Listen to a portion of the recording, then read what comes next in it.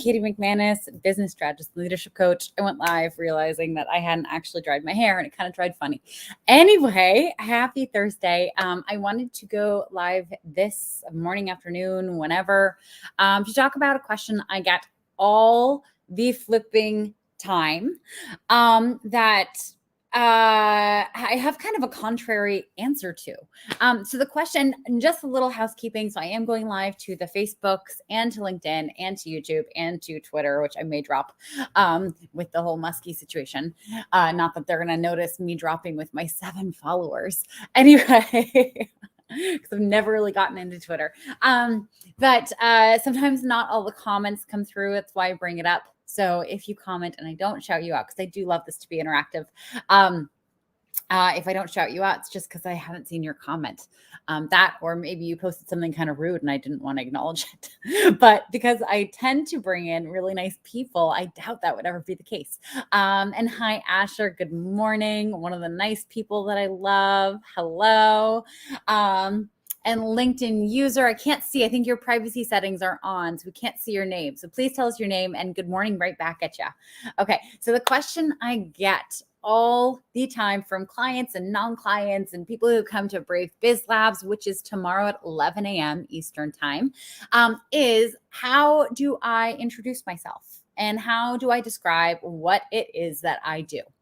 And it's usually followed up with, I describe myself as a mindset coach or an executive coach.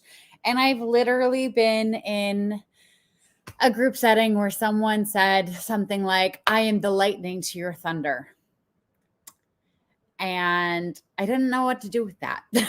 Like, fully support you describing yourself that way. And also, I have no idea what to do with that. Anyway, that person did not like my answer to this. But my answer to this is that no one gives a fuck. No one cares how you describe your job. And no one cares how you describe what it is that they do. Okay? I want you to like go back to your last like social environment that you were in. Okay? Where you're meeting people, maybe making new acquaintances, maybe you're at a networking event, maybe you were at a friend's barbecue or something, and they're introducing you to people. I want you to think back to what was going on in your brain as you're meeting these people. Your brain, I don't even have to hear your answer because I know your brain was sorting for, are you useful to me? Are you useful to someone I know? Or can I throw away remembering you because you're not useful to me or anyone I know? When you give people titles that they do not understand, guess which category you get chucked into? That's right. You get chucked into that third category. Like, I'm going to forget even meeting you because you are not useful to me or anyone that I know. Our brains are miraculous forgetting machines. Okay. When you walk to the subway to go travel, 4 miles to get to your office or whatever, you're seeing literally hundreds, if not thousands of people. Okay. Your brain is taking all of them in and deciding to forget most of it. Okay. Your brain is a magical forgetting machine. We have to survive. That's what it boils down to, is survival. When we come across someone who either is a resource to us or a potential resource to us, we remember it. We remember that person. We remember what it is that they do. When we meet someone who's not necessarily useful to us, but is useful to like 7 people that we know, or maybe just 2 people that we know, we remember them. Because if I can offer this resource, this person to these other people, not in like a human sacrifice way, but like an introduction way, then my status as a human goes up because I'm a connector then. I've given value to 2 different parties, if not more. Okay. So I'm going to remember you if you tell me that you solve problems that my friends over here describe that they have. When you introduce yourself and you tell people what you do, your title really doesn't matter. What matters is you need to describe exactly who it is you help. And you need to describe exactly the problems that they talk about having all the time. I'm getting a phone call from someone. Oh, I think it's from my representative. My mail-in ballot in Pennsylvania hasn't arrived yet. I'm going to obviously answer this later and call them back, but it's good to know that they're getting back to me. But you have to think about what your ideal clients, when they've like had a couple glasses of wine, they're bitching to their best friend. What are they bitching about? What are the complaints that they have about their life? The real and raw complaints, not the fluffy, like, oh, I don't feel fulfilled. And, I would really like to process these emotions better. No, they don't care about that. I want you to think about their wake up in the morning problems, the problems that literally keep them up at night and how they think about them. All right. This is one of the reasons I have all my clients do market research so that you can find out how people describe their problems. Because, we can play the guessing game all we want, but usually we get it wrong. And also the results that you help people get generally if they do the work. Okay. And I'm talking mainly about coaches right now, but this works for absolutely everyone. Okay. So if you are in IT, I'm sorry, I don't know what to do with that. I don't know what to do with that unless you tell me I help companies do this and this and this and avoid this problem and mitigate this problem and blah, blah, blah, and get to this result. That might be relevant to me, or it might be relevant to someone I know. So your job is to figure out in layman's terms so that a 7-year-old would understand how to describe the ideal person that you help, the 3 to 5 problems that they have that you help solve, and the results that you help them get. The things you want to stay away from are things that are like the root of the problem. The root of the problem, like, oh, people who just don't love themselves enough. No, like people, it's not a problem of them loving themselves. They want a relationship. They want someone to come home to at the end of the day. Okay. Maybe, yes, once you start working with them, you realize it is a loving themselves problem, but they don't see it that way. They see it as, why is dating so fucking hard? Okay. It's also not your solution. Like the thing that you do to help solve this problem. No one cares. Honestly, no one cares what it is that you do. There are very few humans in the world who will be like, tell me your process exactly before I hand you my money. No, very few people will ask for that. And if they need it, they will ask for it. Okay.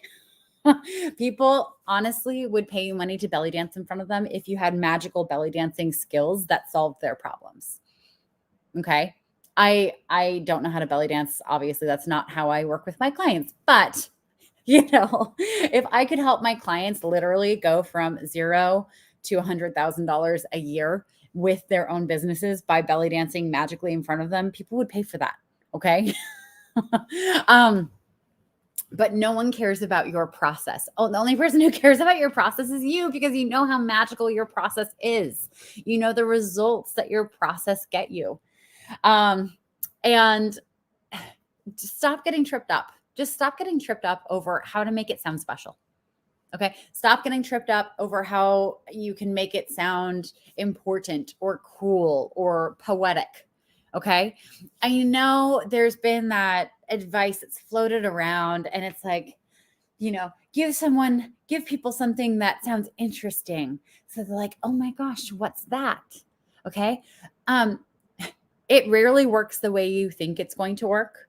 Okay. The person who said, oh, I'm lightning to your thunder or something like that. Like, I know what she was trying to do. She was trying to get people to like lean in and say, oh, well, what does that mean? No, people were mostly being like, okay, weirdo, like I'm going to go grab a hot dog and talk to someone else because I don't know what the fuck that means. Okay. When people lean in, so when you set people up to have to lean in, you're counting big on them being okay looking stupid, on them being okay not knowing what you're talking about. Here's the general truth about humanity. We, for survival, want to appear strong and knowledgeable, like we know everything. Okay, especially in social settings where we're networking with people who could potentially be useful to us. So if you say something that's kind of vague or sounds too important or is over my head, it's very rare that and I'm not talking about me, I ask this all the time, but most people, it's very rare they'll be like, well, what does that mean? Because they don't want to seem stupid. What they're going to do is go, oh, that's nice. And then they're going to dip their celery in the ranch that's on their plate. They're going to put it in their mouth. They're going to chew it for a really long time. And then they're going to say, oh, excuse me, I have to go use the bathroom. Because they don't even know what to talk to you about. You have just shut down that conversation right then and there for most people that you meet. Okay? Stop doing that. Stop doing that. Give people the simple little wooden building blocks to be like, oh, how neat that you help those kinds of people with that kind of problem get to that kind of result. Awesome. I actually know a few people who fit that description. And I'm being literal here.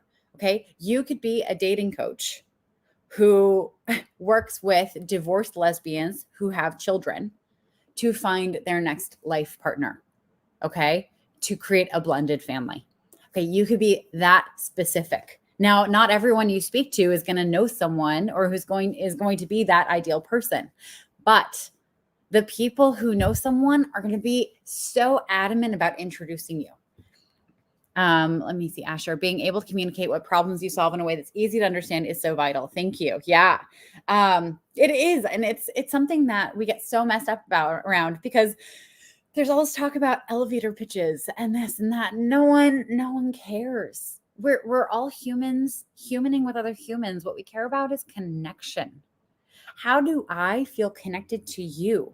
One of the ways I'm going to feel connected to you is understanding what it is that you do and how you could be helpful to me. Another way is understanding. I'm trying to make sure the tips of my fingers actually touch. It's kind of hard seeing it on the camera and then having to be like right here. Understanding how you are useful to the people in my life also. Okay. That is how I will feel connected to you. All right. Just be a human connecting with other humans. It's very simple. Don't get hung up on having the perfect title. When I start this thing, I say, hi, I'm Katie McManus, business coach and leadership or business strategist and leadership coach. I'm messing it up. No one actually cares about that. Like people will remember because if they hear it often enough, they'll be like, oh, Katie McManus, business strategist and leadership coach. But do they actually know what business strategist means in all the ways that I do it? Probably not. Do they actually know what leadership coaching is in all the ways that I do it? No. There's so many different formats for leadership coaching. Where they figure out if I'm useful to them or if I'm useful to someone they know is by my content, how I talk about the problems my clients have, how I talk about the results I help my clients get, and by the little questions that I answer in formats like this. Okay. If I were just going on and just shouting, hi, I'm a business strategist and leadership coach, no one would know what to do with that. Okay. So stop doing that yourself if you're doing that. Anyway. And yes, of course you are the lightning. Of course you are the lightning, but that's not how you describe what you do and how you help people. That just is not helpful to anyone. And also, if you are trying to get leadership clients, like executive leadership clients, which this person was,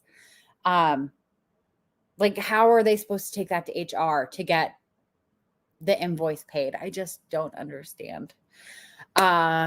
Anyway, Luna's being very patient. I have to take her for a little walk before my BYOB call. My BYOB group, I don't talk about it as much as I probably should. So it's a group program for people who aren't ready to work with me one-on-one yet.